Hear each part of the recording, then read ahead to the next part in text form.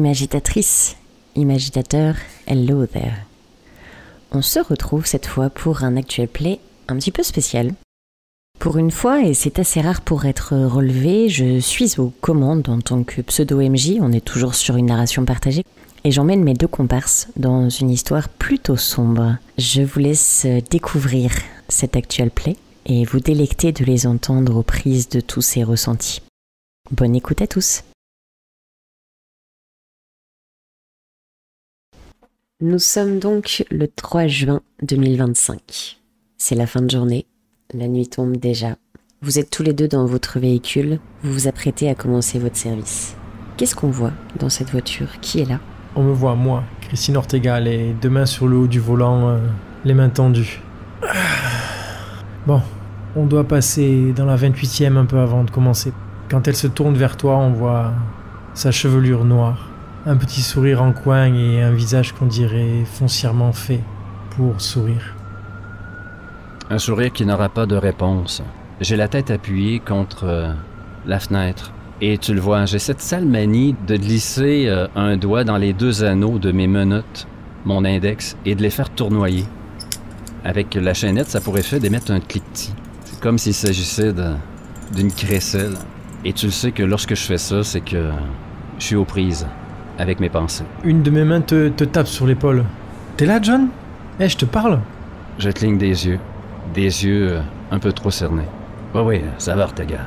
Je me décolle de la fenêtre, me redresse un peu, mais je continue de jouer avec mes menottes. Fais attention, ça passe au rouge.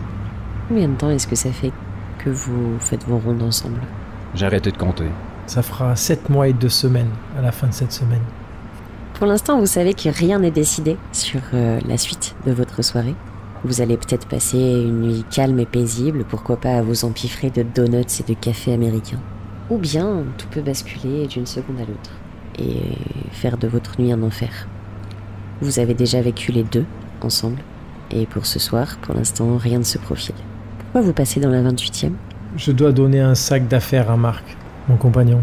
Je lui ai promis que je passerai avant le début de la patrouille et je profite qu'on passe devant pour lui donner ses affaires. Il travaille juste à côté. Ok. Vous prenez la route, la circulation à cette heure-là n'est pas la plus intense. Il fait quoi, Marc, comme travail? Il travaille pour une association qui aide les migrants à s'intégrer et à trouver du travail. Ah, c'est un sujet qui vous relie, oui. Tous les deux, je crois. Moi-même étant fille d'immigrés, c'est quelque chose qui m'a toujours rapproché vers quoi je tends.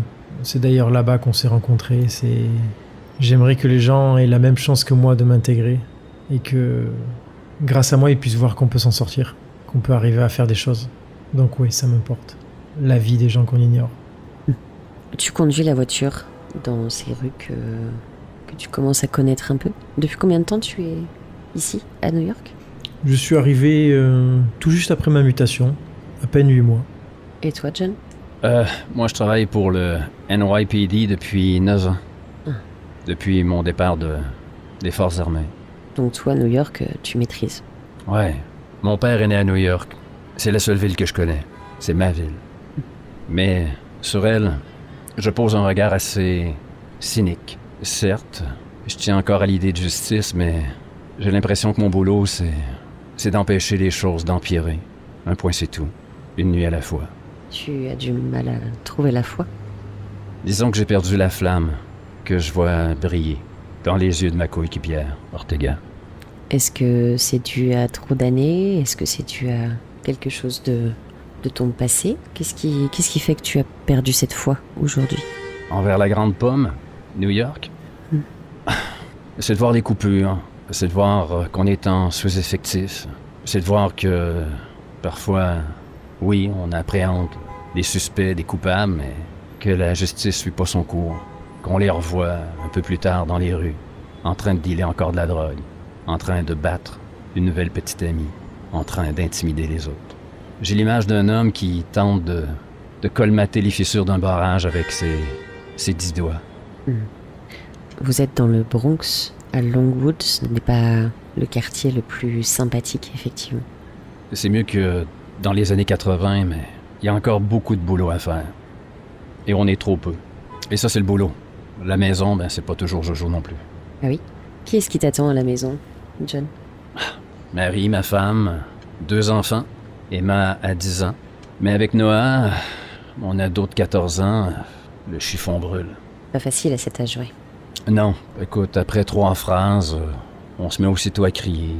J'ai l'impression qu'on est trop pareil. 2 sales cons d'Irlandais têtus. Et toi, Christine, tu as donc Marc. Tu vas bientôt arriver au lieu de rendez-vous avec lui. Donc tu as Marc qui t'attend le soir. Si c'était si simple. J'ai déménagé avec ma mère. Je lui ai promis de rester avec elle pour l'aider et le fait de s'intégrer. Ce qui fait que tous les soirs, elle me rappelle ô combien elle est triste, elle est accablée du fait qu'au contraire de toute la famille, je n'ai pas fait vœu de foi. C'est un reproche continu auquel je réponds en souriant et avec quelques mots gentils ou quelques blagues. Mais c'est un sujet récurrent sur la table. Ça et le fait que ma carrière de policière ne l'inspire pas tellement. Elle aurait préféré que je fasse quelque chose de plus calme, de moins voyant, et sûrement de moins dangereux d'ailleurs, la connaissant. Et oui, une maman quoi. Une maman. Quant à Marc, elle aime bien, mais comme toutes les mamans, elle aurait préféré que je trouve quelqu'un d'autre, quelqu'un avec une meilleure situation. Marc est là d'ailleurs, sur le bord de la route. Il te fait signe. Je mets le clignotant sur la voiture et les warnings et je m'arrête. La porte s'ouvre. Ah, te voilà. Hey, merci beaucoup. Merci, c'est gentil. Non, mais c'est rien, on passait avec John juste à côté, ça le dérangeait pas. Salut John. Ma tête penche par la portière de la voiture, ça te dérangeait pas, John? Je me penche un peu vers l'avant pour voir le visage de Marc. Salut Marc. Un signe de tête. Tu vois, je t'ai dit, ça le dérangeait pas. Parfait. Bon, je te retiens pas, hein. On s'appelle tout à l'heure, de toute façon. Ouais. Je veux pas que t'aies de problème. J'ouvre la portière et je lui tends le sac. Merci. Tiens, et on s'appelle ce soir ou on se voit demain en tout cas? Ça marche. Bon courage. Merci. Je le regarde partir avec un signe de main. Toujours hésitant à savoir comment nous appeler, comment se positionner quand je suis avec John. Je me rengouffre dans la voiture, la portière claque. Je me frotte les mains. Je sens que ça va être une bonne nuit ce soir. Pas toi? Et d'un coup de coude... Ortega, faut jamais dire ça. Oh, ça va. Ça tire la merde.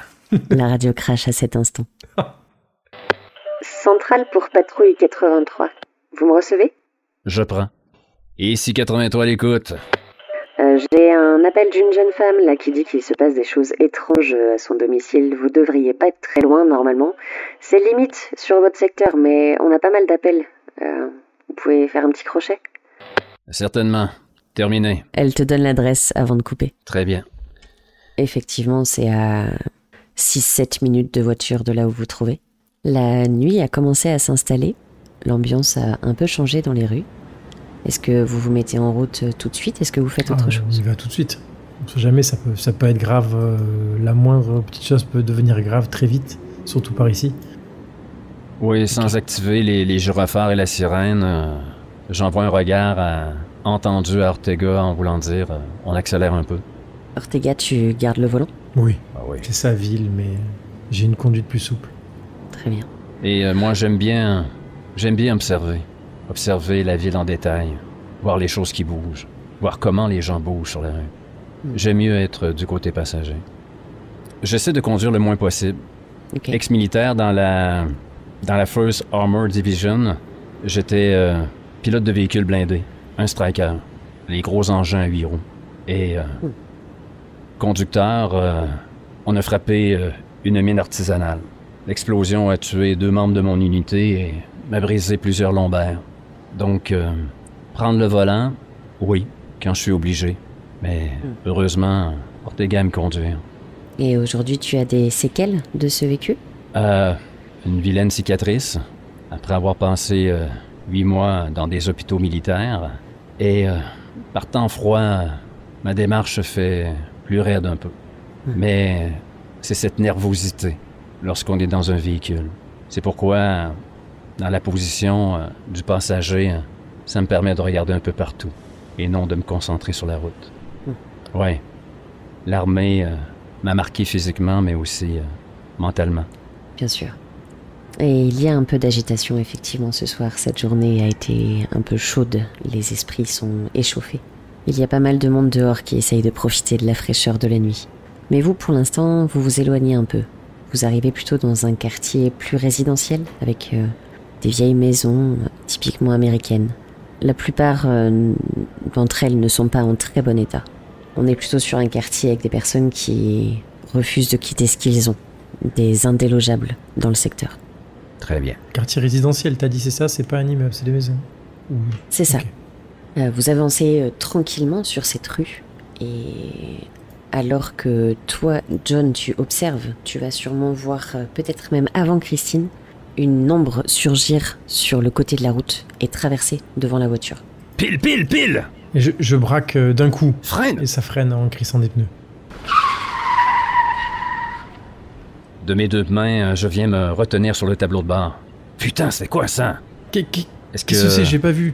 Il semble comme ce que le temps s'arrête quelques secondes. Le souffle court, bloqué dans ma poitrine. C'était quoi? Mais quoi, John, putain? Est-ce que j'ai pu voir ou discerner c'était quoi? Est-ce que c'est un enfant? Quelqu'un qui courait? Tu serais pas capable de dire. Toi, de là où t'étais, t'as vu comme une ombre passer, une silhouette. Même la forme serait difficile à décrire. Au niveau de la taille, peut-être un gros chien ou un enfant. Mais rien de très fixe. T'as vu Ortega, non? T'as vu quelque chose? Et je te regarde un peu incrédule. Attends, mais tu me fais piler là en patrouille et... T'as rien vu? Mais non, j'ai rien vu. Il y avait une ombre.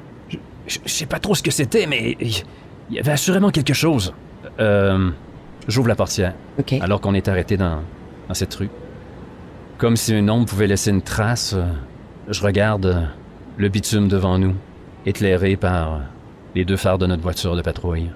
Et tu vois que le macadam, là où tu as vu passer l'ombre, est fendu. Comme si un énorme coup avait été porté au sol. Comme, c'était complètement improbable, mais un énorme coup de poing sur ce bitume. Perplexe, je regarde l'endroit d'où j'ai cru voir surgir l'ombre et des yeux, je suis sa trajectoire jusqu'à l'endroit où elle a disparu. Tu suis tout ça, tu regardes autour de toi et il n'y a rien. Enfin, rien de plus que d'habitude.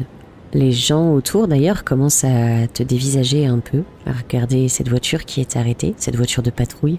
Avec un sourire forcé, mal assuré, Ça va, vous pouvez circuler. Y a rien. Je sors ma lampe de poche et j'éclaire la marque au sol. Ma portière s'ouvre aussi. Le moteur de la voiture tourne encore. Alors, il y a quelque chose? Et avec ma Mad Light, je m'approche de toi. Une main sur mon revolver. Tu vois la même chose. C'est juste bizarre. J'approche ma main de la fissure? De la balafre au sol. Tu ne sens rien de spécial. Juste cette trace sur le macadam qui te fait penser à un coup de poing par son rond, mais peut-être après tout que ce n'est qu'un accrochage aujourd'hui. Ce n'est pas plus chaud que le reste de l'asphalte. Non. Écoute, c'est peut-être la fatigue. Noah m'en fait baver ce temps-ci. Ça va pas bien à l'école. J'entreprends de me relever difficilement. Toujours cette douleur au dos. Allez, on va à l'adresse. J'éteins la lampe et un appel sur la radio sur mon épaule. Ici, patrouille 83, on est en chemin. On arrive. J'allais vous rappeler, patrouille 83. Des nouvelles par rapport à cette Je femme? regarde John et je finis par dire non, rien pour l'instant. Vous avez eu d'autres appels? En fait, on est assez débordé d'appels un peu étranges, oui. De toute la ville, ça vient un peu de partout, des gens... Je sais pas, il y a comme un mouvement de panique là. Faites attention à vous, je sais pas trop ce qui se passe. Ok, c'est noté, on va faire attention. J'ai entendu la voix de la standardiste grésiller cette sombre annonce. Perplexe, j'ouvre la portière et je me rassois. Qu'est-ce que tu disais à propos de la soirée qui s'en vient, Ortega? Bon, ça va, je me ravise. Elle va peut-être pas être difficile, mais en tout cas, elle va être longue, ça c'est sûr. L'adresse est au coin de la rue. Encore 100 mètres et on y est. J'accélère et me dirige en faisant beaucoup plus attention maintenant. Parce que moi, j'ai rien vu, mais peut-être qu'il y avait vraiment quelque chose. Dans le miroir de mon côté, on voit mes yeux gris, détailler l'asphalte derrière la voiture. Cette marque qui me laisse perplexe. Et surtout l'ombre qui a surgi devant nous. J'ai pas rêvé, non?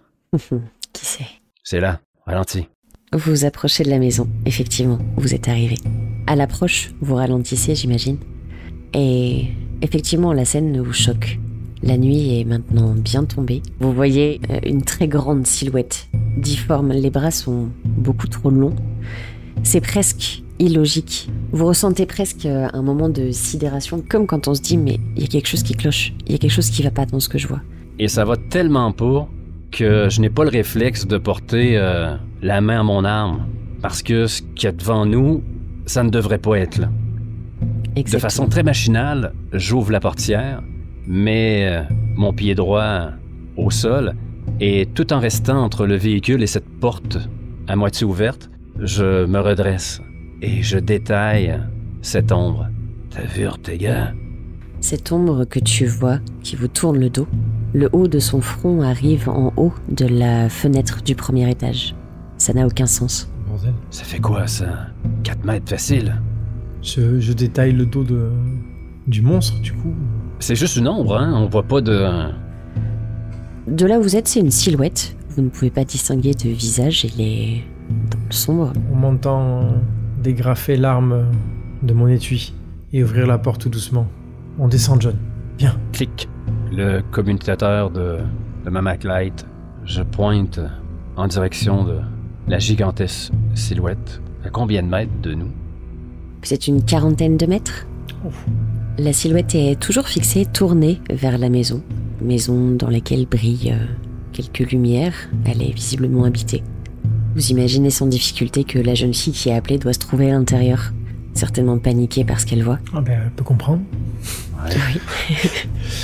Cette énorme silhouette qui se tient là, nue, devant cette maison, et qui semble fixer quelque chose.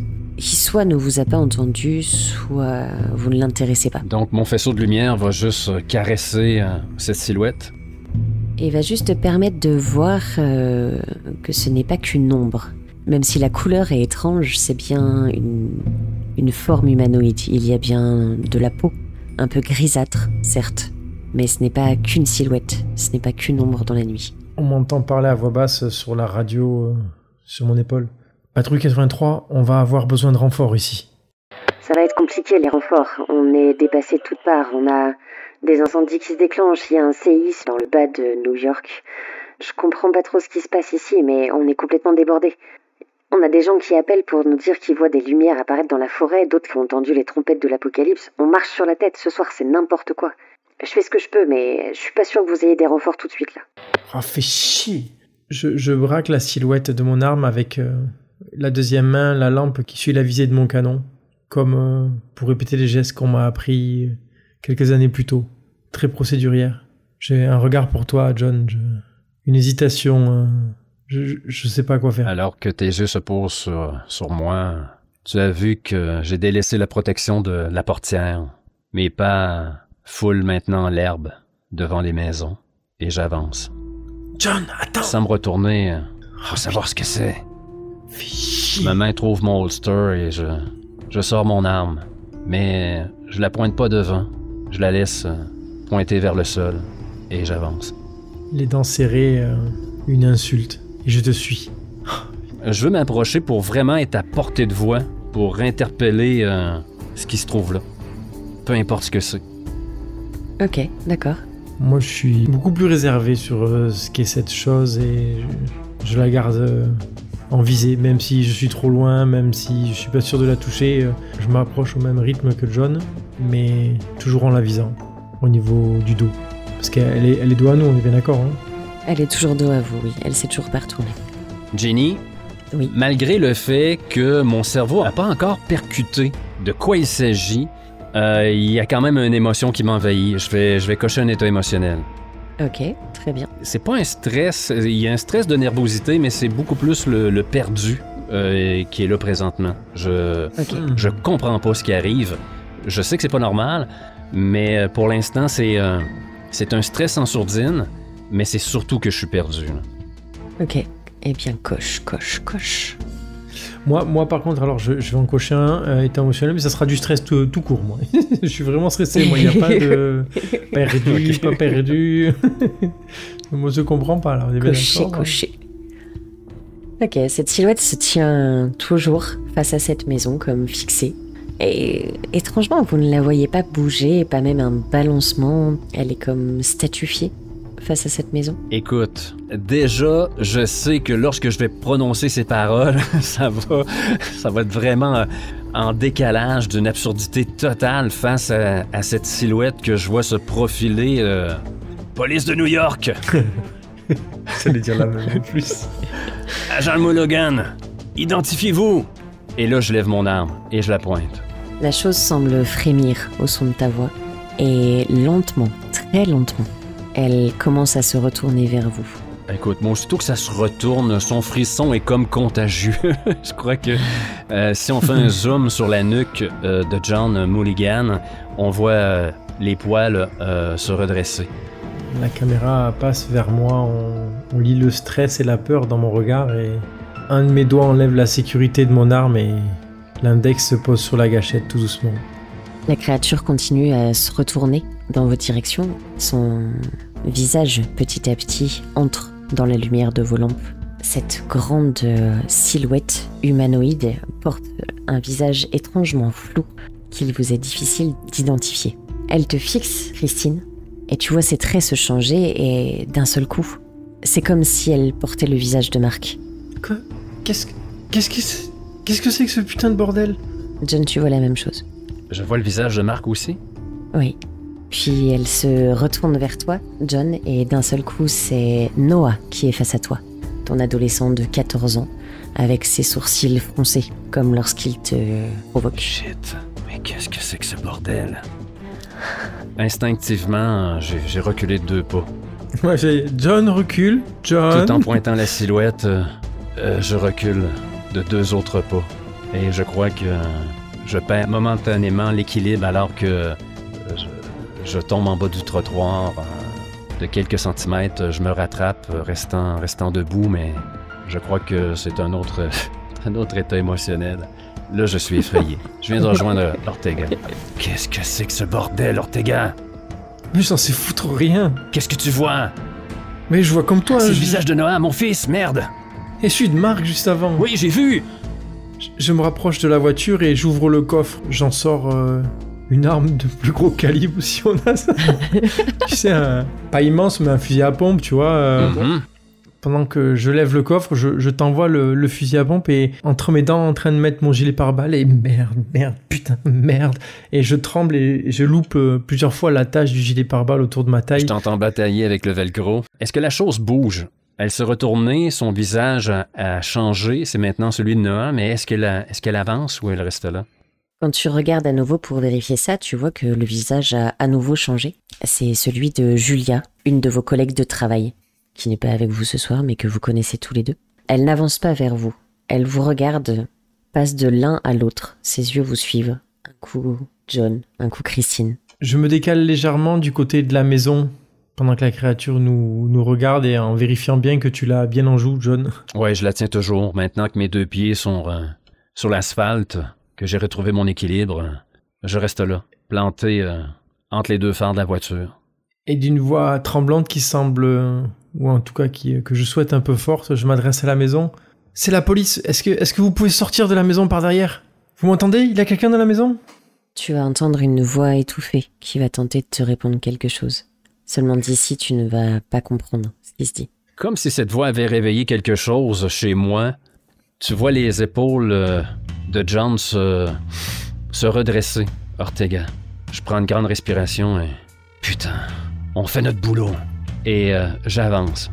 Je repile sur cette même trajectoire, je refranchis les 15 mètres que j'avais avalés en avançant vers la créature et cette fois-ci, je me dirige vers la porte d'entrée de la maison. Toujours en pointant la créature et en avançant. La créature commence à reculer. Elle semble aussi effrayée que vous. Elle vous observe l'un l'autre, puis un deuxième pas en arrière. Comme encouragé par ce geste de recul, je vais hurler. Il y a quelqu'un dans cette maison. Je vais aller voir comment elle va, ok? Je continue d'avancer jusque vers la porte. Je te suis, mais c'est des pas de côté. Et je garde en joue les 2 mains sur mon arme, la créature. Elle recule encore, puis elle prend un élan et se met à courir dans la direction opposée à vous. Oh putain, j'ai peur. Le sol tremble de façon indescriptible, comme un séisme, mais plus fort, plus vibrant. Et au sol, toi, Christine, tu vois les impacts de ses pieds laissés sur la terre. Un rond comme si on avait asséné un coup de poing d'au moins 50 cm. Qu'est-ce que c'est? John, ça se barre! John! Très déchiré notre John, hein? Une bouffée de soulagement. Ce torse que j'avais gonflé, on le voit se dessouffler un peu comme de soulagement. Mais ces vibrations à chaque pas viennent comme certifier que putain, ça existe. Putain, c'est palpable. Donc oui, soulagé de l'avoir fuir, mais merde, on n'a pas rêvé, non. Je me dirige vers la porte.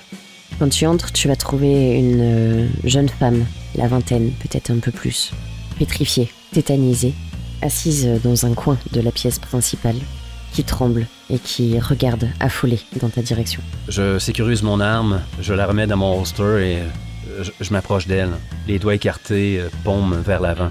Ça va, elle est partie. Vous avez vu comme moi, elle était beaucoup trop grande, n'est-ce pas? Est-ce que vous a fait quelque chose? Non, elle était juste là. Elle ne m'a rien fait, elle ne m'a pas parlé, mais elle avait juste le visage de mon père à certains moments. Je hoche de la tête. Ça va aller. Je mets juste une main sur son épaule juste pour avoir un contact avec elle, pour la rassurer. Ça va aller. On va la suivre. Vous restez ici. Vous verrouillez les portes. Elle secoue la tête de haut en bas et ne se fait pas prier. Elle attend que tu sois sorti et tu entends le cliquetis des verrous à plusieurs reprises derrière toi. Ortega, t'as vu vers où elle a filé? Et je te pointe de mon arme. Les traces? Les traces. Le bout de mes doigts caresse la terre complètement enfoncée sous l'impact. Et en me retournant, je pointe ma Mad Light en plein dans ton visage. Mais qu'est-ce que c'est que ce bordel, John? Aucune idée, Ortega. Et moi, je recoche un effrayé. Eh bien, rejoins-moi. Tu disais que vous décidiez de la suivre. Oh, ça, c'est lui qui a dit ça. On n'est plus binôme, c'est fini. Ciao. Oui. Très bien. Vous remontez dans la voiture. La radio se met à crachoter à nouveau, mais plutôt comme si quelque chose essayait de se régler. Vous n'entendez pas la voix derrière de l'opératrice. Écoute, je la grippe quand même. Patrouille 83, à la centrale. Vous le recevez? Juste du bruit de friture. Rien de distinct.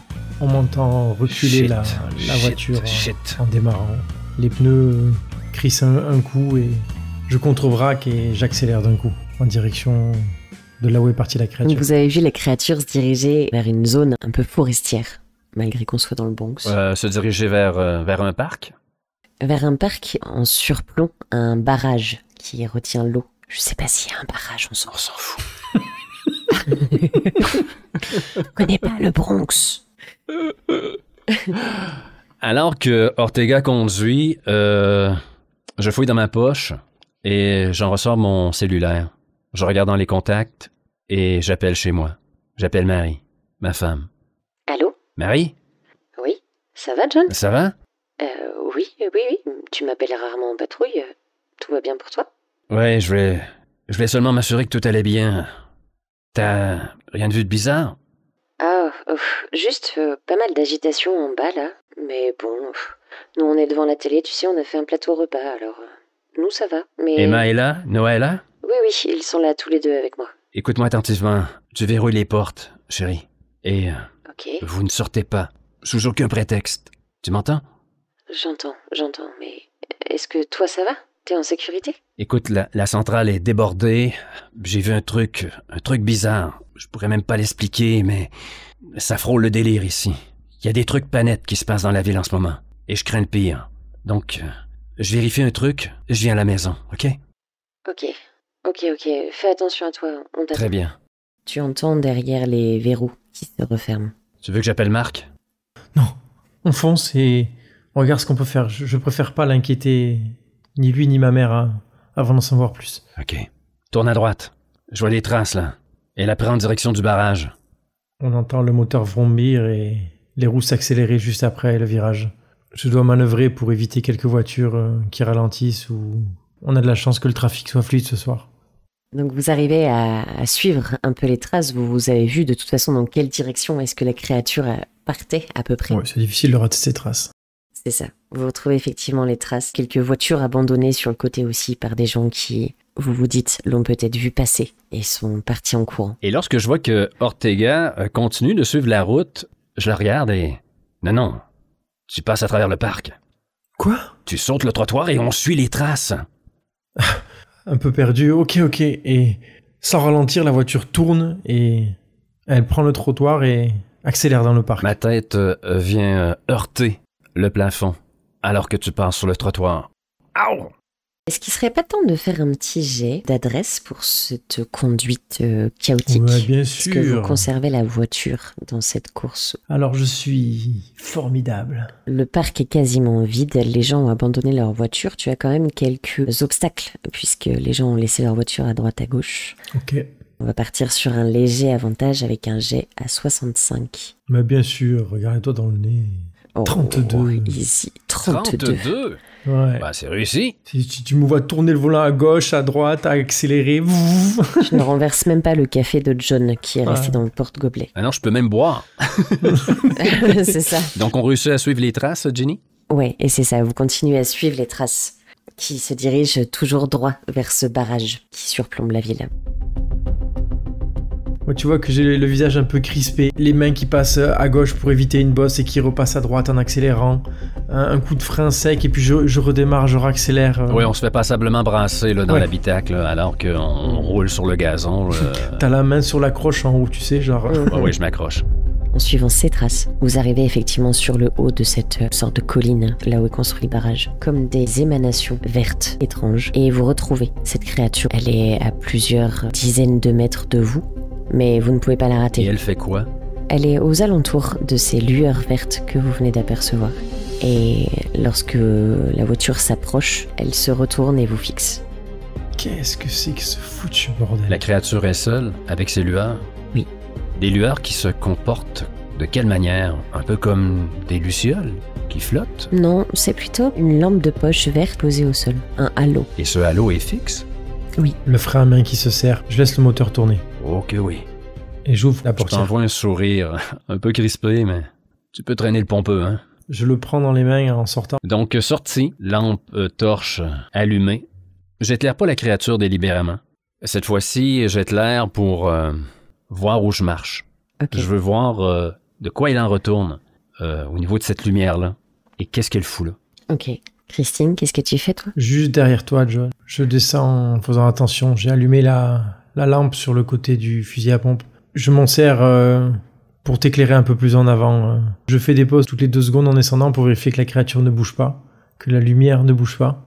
La lumière ne bouge pas, par contre, lorsque vous commencez à avancer, la créature se met à reculer. Elle semble vouloir maintenir la même distance que celle qui existe là entre elle et vous. Non, je me décale légèrement, tu sais, de l'axe pour garder la bête en joue. Oui, peut-être même ralentir, hein, me laisser une certaine distance entre nous deux. Ouais. On n'a pas besoin les deux de se mettre en danger. Je vais pointer mon faisceau de lumière directement sur l'origine, la source de la lueur. Au sol, tu vois une sorte de grosse pierre précieuse, et c'est de là que vient cette lumière un peu étrange, un peu verdâtre. Eh bien, déjà, cette ressemblance à une pierre précieuse, eh bien, je sais déjà qu'on est dans de quoi de peu probable. On reste dans la même catégorie que cette grande silhouette, là. Mhm. Est-ce qu'elle réagit quand John s'approche de la pierre? Pour l'instant, la créature vous observe toujours. Elle a reculé au maximum qu'elle le pouvait, mais elle vous regarde vous approcher de cette chose. La façon que je tiens mon arme, tenant à la fois celle-ci et la lampe torche, les deux pointent dans la même direction. Donc, je vise et j'éclaire la pierre. Je fais comme mine de coller le canon de mon arme sur la pierre, mais j'arrête environ une vingtaine de centimètres. Mais sans regarder la pierre, c'est la créature que je regarde. Lorsque tu rapproches ton arme de cette pierre, la créature, elle, semble regarder d'une façon très lente vers la droite et vers la gauche. Elle a toujours ce visage qui change, c'est perturbant. Au fur et à mesure que les secondes passent, des centaines de visages s'affichent sur le sien. Certains que vous connaissez, d'autres pas. En tout cas, dans sa réaction, elle semble plutôt guetter autour d'elle. Par contre, tous les deux, lorsque tu rapproches ton arme de la pierre, vous entendez un peu partout autour de vous des bruissements de feuilles, des branches qui craquent, des pas un peu lourds au niveau du sol. Oh bordel. Bon, mais t'as gardé le meilleur pour la fin, là, c'est là que j'urine dans mon pantalon. C'est comme pas rassurant. Moi, je commence à pointer dans la direction d'où viennent les bruits, tu sais, sans garder de position fixe, un coup à gauche, un coup à droite. J'essaie de regarder quelque chose. Est-ce que je vois une main, un pied, tu sais, quelque chose s'approcher ou c'est juste des bruits Tu as des bruits, par contre tu vas vite avoir le tournis si tu essayes de suivre les bruits parce que vous avez vraiment la sensation que c'est tout autour de vous. Je veux bien vous faire comprendre qu'est-ce qui se passe dans la tête de John. C'est vraiment le fait de ne pas comprendre les motivations de la chose. Il veut provoquer quelque chose. Ouais. Attaquer, fuir, qu'importe, mais présentement, la situation, là, est pas du tout à l'aise. Donc, je continue d'approcher, pointant l'arme vers le bas. Qu'est-ce que tu veux? Elle se penche un peu vers toi, rapproche son énorme visage où ses différentes figures se succèdent, tourne la tête. Un peu comme un chien dont on lui propose une promenade. Ce petit mouvement sur le côté avec souvent une oreille qui se redresse. Oh, c'est bizarre. Ben écoute, c'est déjà bien. Comme rassuré, je descends encore un peu plus mon arme. Qu'est-ce que vous voulez qu'on fasse? Elle te regarde encore avec ses grands yeux changeants. Ils ont quelque chose d'humain, ces yeux, ou... Bien, les visages se succèdent, donc oui, mais ce ne sont jamais les mêmes humains. Ça se succède, c'est déjà ça qui est pas humain. Elle continue à regarder autour d'elle, autour de vous, maintenant, visiblement pas très rassurée. Elle écoute un peu de l'extérieur. Tu sais, on est proche de la rivière, donc on voit l'autre côté de la rivière. C'est pas une rivière qui est excessivement large, la Bronx River. Est-ce qu'on peut percevoir qu'il y a une agitation dans la ville? Les sirènes de police, de pompiers, d'ambulances. Est-ce qu'on sent une effervescence? Exactement. Vous entendez même de là où vous êtes, au-delà des sirènes et de l'agitation un peu de fond, vous entendez certains coups de feu. La situation est grave. Okay. Certains bâtiments semblent avoir été incendiés. Quelques volutes de fumée, en tout cas, se dégagent de certains bâtiments assez hauts. Les gyrophares clignotent de partout, dans toute la ville. Toujours le cou cassé à regarder le visage de la créature, je lance à Ortega. Je sais pas quoi faire, Ortega. La ville semble être à feu et à sang. Mais elle... Et au moment où tu dis elle, mon regard se pointe vers les différents bruits qui semblent nous encercler. Elle est pas seule, elle. On est seul. Et je me mets à pointer la pierre avec mon fusil à pompe. Les bruits autour de vous s'intensifient immédiatement lorsque tu pointes la pierre. Ouais, mais est-ce que c'est pas des cris d'encouragement? La créature, elle, derrière tout ça, semble s'agiter un peu. T'entends le fusil à pompe se charger. John, prépare-toi. Le coup part. Je vise la pierre. Tu as combien en Je visée? suis bonne. On va prendre la mécanique du gagné d'avance. De toute façon, ton coup va toucher Christine. Et tu vas juste me jeter un dé 100. Plus t'es proche du 1 et plus ça frappe Regarde fort. bien Martine, je vais faire un 1. 2. Oh la vache! Réussite critique! Magnifique. Ton coup part et au moment où ton doigt presse la détente, vous voyez tous les deux, autour de vous, des centaines d'ombres surgir. Oh bordel. Des moindres recoins qui se trouvent autour de vous, que ce soit de la forêt, que ce soit derrière un arbre. Elles semblent même parfois sortir de terre. Des centaines d'ombres visiblement identiques à cette créature qui se tient face à vous. Et elle nous saute dessus ou... La balle atteint la pierre. La pierre explose en 1000 morceaux. La lumière verte s'éteint instantanément. Oh fucking shit. Et toutes les ombres disparaissent. Quoi? Comme évanouies dans la nuit. Vous êtes tous les deux devant cette pierre, ou ce qu'il en reste, les quelques débris comme une bouteille cassée qui ne ressemble plus à rien.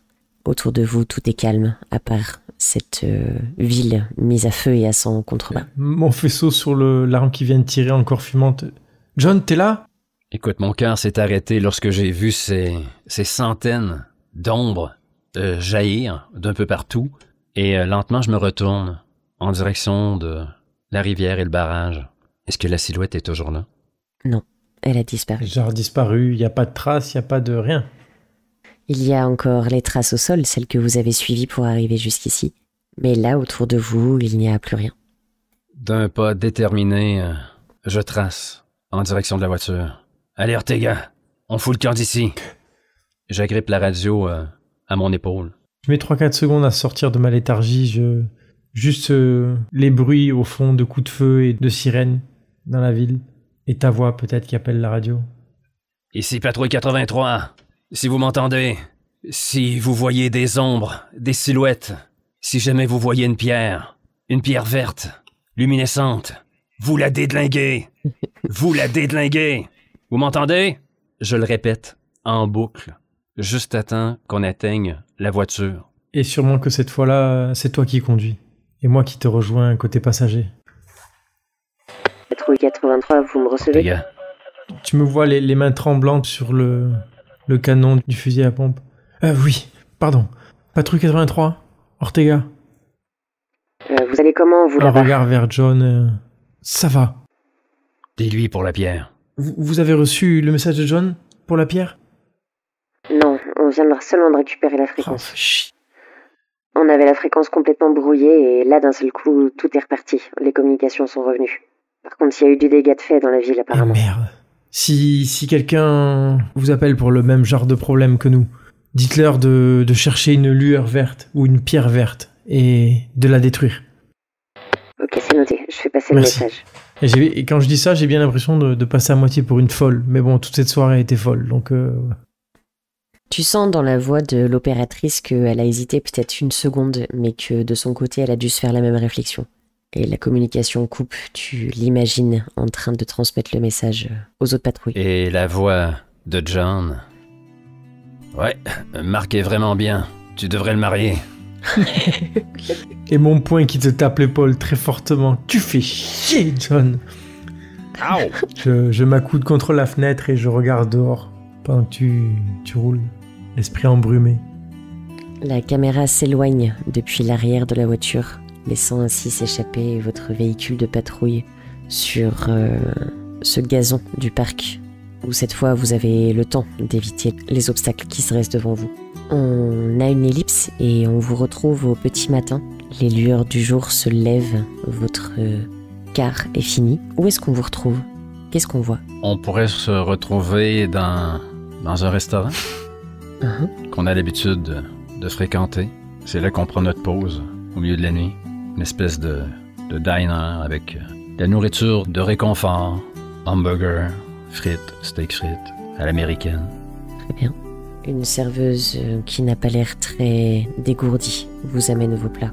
Elle manque de déraper sur le carrelage devant votre table, se rattrape difficilement, pose les assiettes un peu brusquement et vous adresse un sourire timide et confus. Bon appétit. La nuit a été difficile, Michel? Oui, je crois pour tout le monde. Il s'est passé bien des choses étranges cette nuit. J'ai quitté mon écran quelques secondes pour m'adresser à la serveuse. On voit sur mon cellulaire le visage de ma femme, Marie. Je te rappelle, dors bien. T'as du rattrapage à faire. Pendant toute cette séance, j'ai juste fixé la salière, sans la décrocher des yeux. Le regard dans le vide, comme si toute la fatigue du monde m'était tombée dessus. Je réagis à peine quand les plats sont servis. Je comprends rien. John, qu'est-ce que c'était cette foutue nuit? C'est le Bronx. Un sourire fatigué. T'as assuré, Christine. Ma main vient trouver la tienne sur le dessus de la table. Ta main qui était près de la salière. Je viens la papoter 3 ou 4 fois. Ça va aller. Le regard de John se tourne vers l'écran de télé, accroché au coin du mur, bien haut, près du plafond.